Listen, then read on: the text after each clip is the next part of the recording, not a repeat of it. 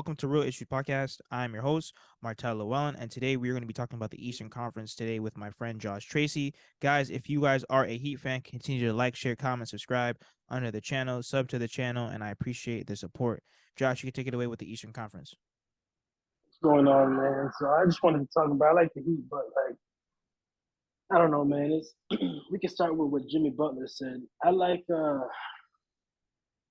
to be because I'm harsh in my tone sometimes when I speak, and that people take that as I'm not a Heat fan, bro. But let's be real, man. We could pretty much take what Jimmy Butler said about winning a championship and take that and throw it right in the toilet with the shit and the piss in the toilet paper, bro. Because we all know he was just saying stuff just for PR. And, that's what you want to hear from Your your best player. franchise player. Yeah, you know Mm-hmm. what I mean. He's just doing the PR stuff, man. But we all know this team currently constructed is not winning a championship. And in a way, the Miami Heat are like victims of their own success because we were in the finals 2 years ago, then the Eastern Conference Finals. So the only way to improve on that really is to win a championship. Everybody's getting better. If we were out in the second round, I would say most Heat fans would agree that it's a failure of a season. Considering where we've been the last couple of years. So yeah, regardless of that though, that's enough on the Heat. Like we're all right. Here's a team I do think we can beat that I didn't think. To clarify that I do think we can beat in a 7 game series, like a playoff series, which I Mm-hmm. didn't think this before the season, is the Atlanta Hawks. I thought the Atlanta Hawks were going to be a lot better than they look. They don't look too good, bro. Like I've been watching them, and they're what are they 4-3, I believe, right? Yeah, they're 4-3, but their wins are against not that great teams. Like, And they don't play no damn defense. yeah, they don't, and I've seen them play. They play well in spurts, but I think they beat like Orlando twice and Detroit. I mean, they haven't really. Every time they play a good team, they lose. Yeah. And they do also have a loss to Charlotte with no. They had no Lamelo Ball and no Miles Bridges, obviously, because Yeah, this foolishness. he's in the pen. Yeah, so so yeah, man. Like I don't know. I don't think they're. I think Miami could take that team. How about that? Teams they can't take. Everybody at the top. We're Yeah. not beating Milwaukee in the series. We're not beating Cleveland. We're not beating Boston. We're not beating Philly. But the You thing is know. though, Philly's their worst enemy in terms of like they have a lot of players that start to fall apart. So like if it's not injuries, they just because don't get me wrong, Joel Embiid's a baller too, but he kind of disappears in the playoffs. You know what I mean? Like he doesn't, I bro. mean, you gotta remember Like last year he had a broken face, a broken thumb. no, he was He was fucked and he up. was still balling, and a messed up knee, a messed up back, and he still showed. You gotta remember, I'm coming from like the Lakers where AD hangs on the rim too long and he's out for 8 weeks, bro. So I Oh appreciate all of man, that, especially from big men. bro, listen, Anthony Davis is a joke, man. Oh my god. Yeah, he. It's not like you just have to laugh it off. Like as a Laker fan, you gotta just laugh that off. Like, he's been toughing it out though. Last night or the night before, whenever it was, Yeah, yeah. played injured, gave I think 23 and 13 or something like that. If I'm not mistaken, 23 and 10. I don't remember. But yeah, I mean, like you said, But we're like not beating Milwaukee. There's a solid 4 or 5 teams in the East that not only we're not beating them, we're not taking them 7 games. So it's not looking good for us, bro.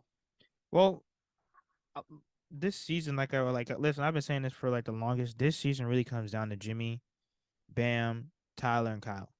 If but the thing is, What are they gonna do that they haven't done no, in the hold on, past? no. Like just in terms of because remember, seeding is also very important. I think that the seeding of last year definitely helped the Miami Heat because think about it, we didn't have to play the Bulls, we didn't have to play the Bucks or the Nets, we didn't have to play. Now did we play competitive teams? Of course we did, but it was an easier road. Like we started off with the Hawks, not too bad. Then we started off with the 76ers, they were banged up, and then the Celtics. So I will say that getting at least top 3 is very important. Also too, you don't want to be close to the plan. Just in terms of this team's development, because unfortunately, that's where our team wanted to go with internal development. This season is Yeah, on Tyler, and this season's on Bam. Because yeah, Jimmy's gonna and he give you can get these that. guys some You know what help. I mean? You know what I mean? So, and Jimmy's gonna give you that like 20 a game. Okay, Kyle Lowry, one game he has 15, 1 minute he has 2 points. But this season it's on Tyler and Bam because they're the max players. They're the young core. I mean, yeah, they have to ball out, but they're especially Bam. He's not gonna do anything that we haven't seen already in these first like 7 games. He's not gonna come out game 8 and start nailing threes. You know what I'm saying? And Mm-hmm. continue that for the rest of the season. And we would have seen that already if he would have made any improvements offensively. But Tyler, Tyler, I think can average 24. You know, I mean, there's ways to win this season without actually winning. If you see some solid improvement from Tyler, he maybe he averages 24 a game. I don't know, something around there, 24, 25 a game. I think that's a good positive to take away from the season. Another thing, you made a video on Vanderbilt, Jared Vanderbilt in Utah. And I think that move is a move in the right direction. It's not going to bring us any closer to winning the championship, but to have another 23-year-old Six lengthy nine. guy with potential, 6'9", I like if he's 8-8 in Utah. I like at least 10-10 in Miami because I feel like Thank we're you. going to get more out of him than the average team. So I like at least 10-10. That would be a big step up from Caleb Martin, who's giving us 8-4 right now. So and then we have a stronger Caleb Martin can come off the bench, and trickle down. Um, will that help our rebounding slightly? I mean, he grabs only 4 more rebounds a game on average than Caleb Martin, which is not going to be a big swing for us, considering we're so low on the totem pole already. You know, it's not going to move us up the ladder that much, But but it it's a step in does. the right direction. Yes, because The, for the future, because our team we do have a young core, which is good. You know what I mean? Jimmy's getting older, but Bam and Tyler is a good young core, and you add Vanderbilt to that, maybe Spo can get 12 and 8 out of him, and that's a good young core to start with, and then we have assets to make moves. I mean, right now the let's be realistic, Heat fans. I'm bringing that realism because I feel like a lot of Heat fans just pander, like, yeah, Jimmy said championship, yeah, he's a dog. I get it, bro, but like that's not enough. yeah, like whatever, whatever, man. Like I'm being objective about it. Like there's other ways to win. As being a Knicks fan too, Knicks fans, we have to get the little moral victories along the way. And RJ Barrett got to 20 points a game last year. We were hype about that. You know what I mean? Because we know we're not winning the championship. When is Derrick Rose going to come out and say, "Hey, we're winning the championship, bro"? Like, all right, like, let's see what RJ Barrett's doing. You know what I mean? There's ways to, and I think Heat fans need to realize that the Heat are going to be here next year. They're going to be here the year after that. They're going to be here the year after that too, and the year after that they'll still be here. Like, and we have a good young core, and that's a good thing. That's a positive to take from this season.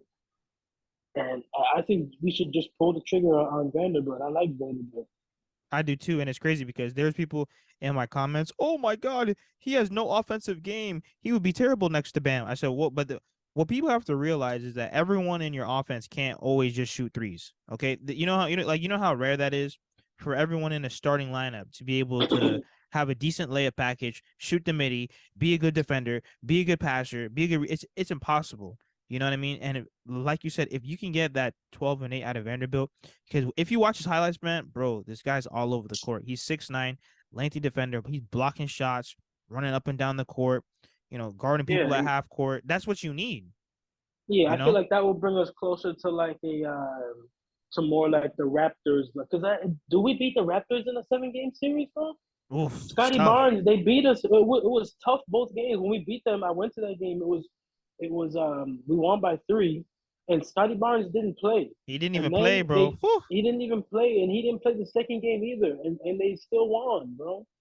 So it's And like and Scotty is a good player. He would be better. We just raved about Vanderbilt. He's better than Vanderbilt. oh, So bro, listen, Scotty Barnes, he's like a smaller Giannis. Wait till he really taps into his game and his strength and his size. I think like he's I a see smaller him Giannis. more not like a Giannis. I see him more as a Kawhi. Ooh, that one too. Yes, I see him more as a baby Kawhi Leonard.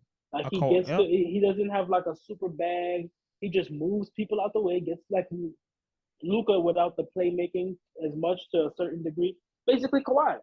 Like Yeah. Luca's a better player than Kawhi. I think everybody would agree that. Like Oh, absolutely. if you want Luca or Kawhi is gonna play defense. But Luca, bro, like this kid here, he's on another level. Like the one knock you can have against Luca is you could say his usage rate is through the roof. So you could say, okay, that's why his numbers are like that. I would argue that you let anybody else have his usage rate, they're not gonna give you 30 point, 40-point triple doubles like that every night, but whatever.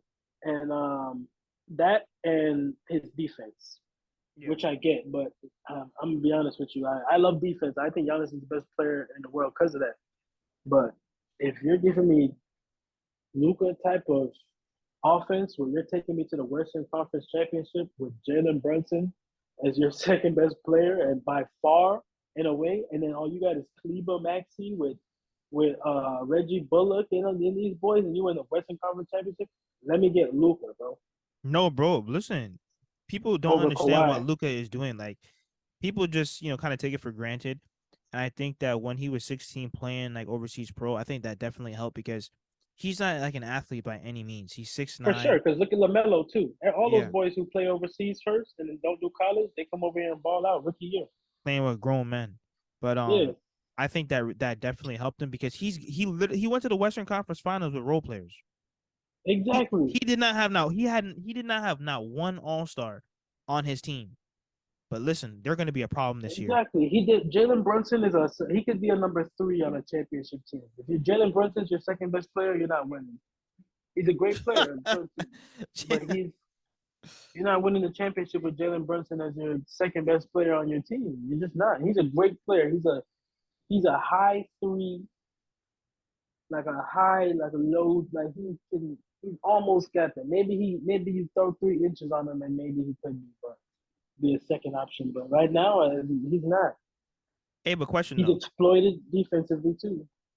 Hey, but question. So from what I've been hearing from other podcasters and people who like have decent sources within the Miami Heat, they're saying that one, they told everybody, and after the video, I will send you the video. But shout outs to 5 Reasons Sport Network.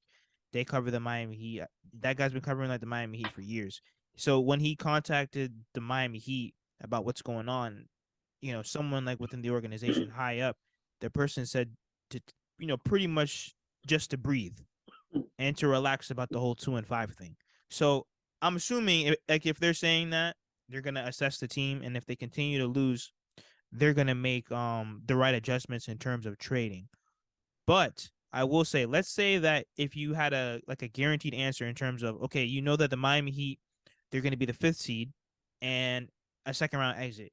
Would you rather do that or would you rather tank? Because that's the problem like with the Miami Heat is No, that you can't be in the middle. When you're in the middle, you get screwed. So it's either let's say that we don't make any moves, we're a 5 seed and we're guaranteed a second round exit. You know what I'm saying? Or you do the tanking.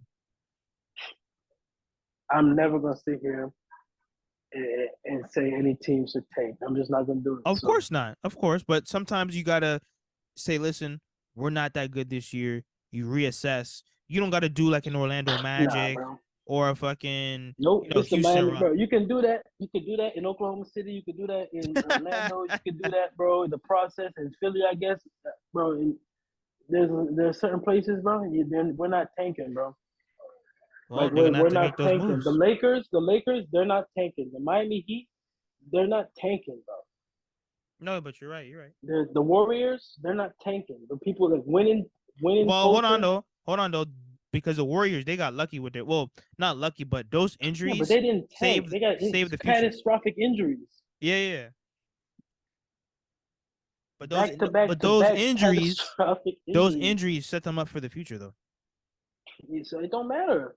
But No, they no, no. they I'm did just it. saying. I'm just If it saying. happens by fate, bro, that's what I'm saying. The basketball gods are gonna you know what I mean? They're gonna reward the teams who are doing the right things, bro. You play with a good energy, high culture. Like things happen for you, bro. It's energy, like, and all of that matters, man. Like that's why chemistry matters so much in basketball. No, If you're you right. put, if you're trying to tank, that means you already got bad energy out. Like it's just not good, bro. The spirit of competition, it's just not good energy to put out there, bro. Look at Philly. They did the tank thing to get there. And look what's happening there. Even when they get the James Harden and the big names, they still can't get it done, man. They Nope. got to get a new coach now because of the trust the process. Like that's been in Joel. That's why he always says it. It's been in his head. Like trust the process. Yeah, that's another way of saying be okay with losing. Like yeah, we're losing now, You're but okay with trust the losing. process. No, like what? Like Yeah. you don't even realize what that's doing to you. Like you don't you just play ball, bro, and you try hard every time you go out there, man. When we go to the court, right? We go to the court. You pick up the homies and you go to the court and you losing. You tell them trust the process.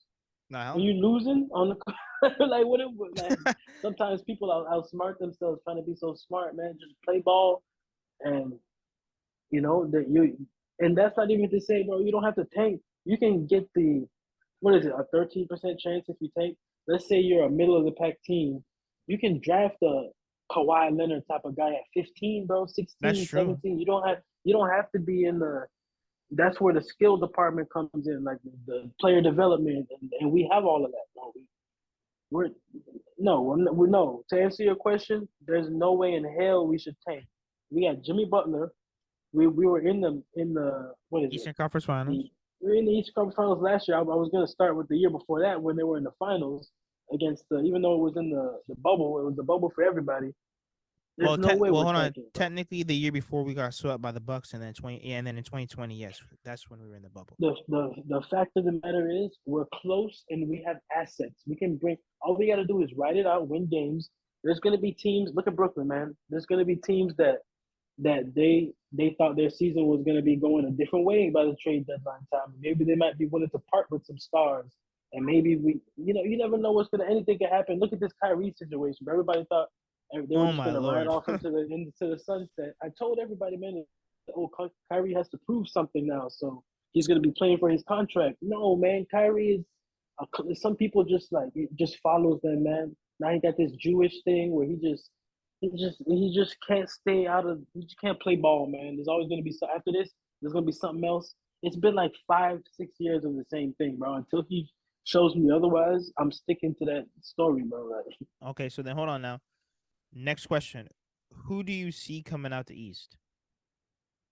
Milwaukee, Milwaukee. because they're 6-0 right now. I believe if Middleton was healthy, they beat the Boston Celtics Oh last my god, year. yeah, oh, absolutely. Yeah, I believe, and they have assets, and they're looking to make moves. Still, they're trying to bring in Jordan Clarkson. That's really all it is a scoring punch off the bench. Now you're gonna pair Jordan Clarkson with a guy like Bobby Portis, who's gonna do all the dirty work in that second unit. You still got Brook Lopez. You still got Giannis. You got Drew Holiday is super underrated in the playoffs, bro. Like people, bro, like he's a third legit third option, man. And Chris Middleton is he's kind of saucy, man, and he's long, bro. They're a big team. Yeah, So there's do you nobody's gonna beat them, man. do you think that Cleveland will not go as far as people think due to lack of experience? No, Because people I don't talk think about they're that the enough. second best. No, I'm lying. I think they're the third best team in the East. I think Boston's number two, and I got Cleveland three right now. So then, where do you got the Miami Heat?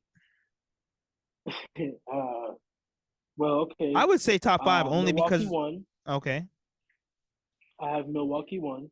I have Boston two. I have Cleveland three. After Cleveland, um,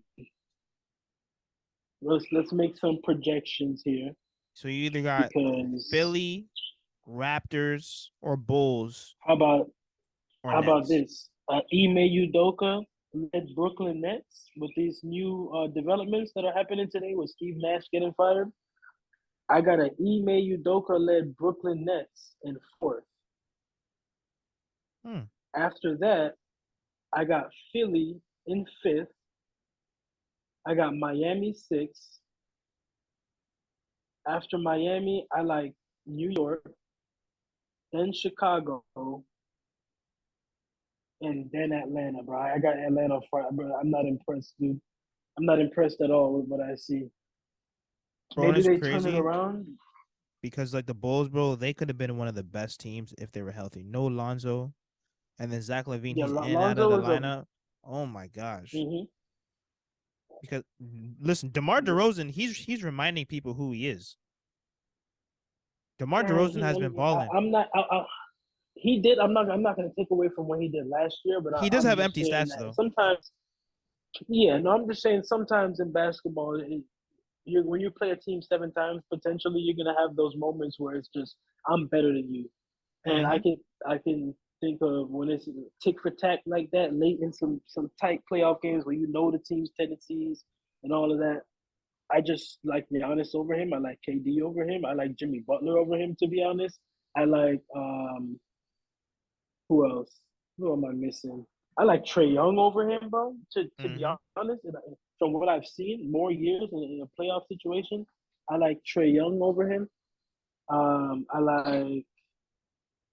There's a lot of guys like number one guys in the league. I like Donovan Mitchell. I like Yo, Jason Tatum over he's him, not bro. playing either, bro. Fucking To Donovan be Mitchell's honest, been balling so out. yeah, you could tell he was mad at the Knicks. No, but listen, Danny Ainge is a thief. Listen, because he even said it on the podcast. He was on JJ Redick's podcast, and mind you, like we got 3 minutes, and then we'll make another video. But he said Mm-hmm. on JJ Redick's podcast that he thought he was either going to Miami, New York, or I think and then Washington. Now, the Miami Heat, he even said he was practicing with Bam because he expected. That's how sure he was. That's why they kept playing, like throughout the offseason because they thought they were going to get it done. Danny Ainge is a thief. At one point, he said he wanted 7 first-round draft picks for Donovan Mitchell. He's a thief. And the Miami Heat only had two You're the draft picks. first person. You're the first person that has agreed with me on the way Danny Ainge does business. But I don't He's a like the way he thief. does business. Yeah, and then they make and then when and the thing I don't like too is that when other guys try to play hardball with him, he gets mad and gets petty. So when Leon Rose, when they're trying to make a decent deal, right? Obviously, we all know this is inevitable or what should have been an inevitable trade, right? We're just trying to both come together and find some middle ground on a deal. And you're trying to fleece me out of all my picks for months, and then the second I do the second I play hardball with you and sign RJ Barrett to a contract, you get mad and ship him to Cleveland. When Yep. you've been asking me for 8 picks, the whole like, come on, man. But that's what I'm saying is that Danny Ainge wanted at 1.7 picks. Okay, cool. The Knicks they damn near gave up. They were gonna give up quickly, top in, and like 3 picks, and he's like, yeah, that's not enough. So what did Cleveland do? Cleveland gave them 5 pick, like 3 first-round picks and 2 pick swaps. You can't beat that. And they Bro, this is offloaded. Utah we're talking about. You think Utah's gonna win a championship, man? No, hold on though. But the reason, no, no, no, hold on though. The reason why Danny Ainge did that because he knows no superstar will ever come to Utah. So you have to get it through the draft. There's okay. So prime example, right now, I think they're like 5-2. As the season gets on, Danny Ainge is like, "Yo, what are you guys doing? We're supposed to be losing for Victor, for Victor. So what he's gonna do is he's gonna fleece. He's gonna fleece. So listen, Jordan Clarkson, Bucks, Laurie Marketing. I'm hoping the Miami Heat can get him because he's so Bro, underrated. look, he's probably looking at Vanderbilt, Markkinen, Vanderbilt, Colin yep, Sexton, all these guys, and just salivating. Man. He's like, picks, yep, picks, yep. picks. But hold I'll on, be Josh. surprised if they're all still there. Let's wrap this one up. We got like less than 1 minute, guys. Thank you so much for listening to us. I know that it was somewhat all over the place, but continue to like, share, comment, subscribe, and me and Josh will keep pushing this content. Yes, sir. Thank you. Appreciate you. Peace.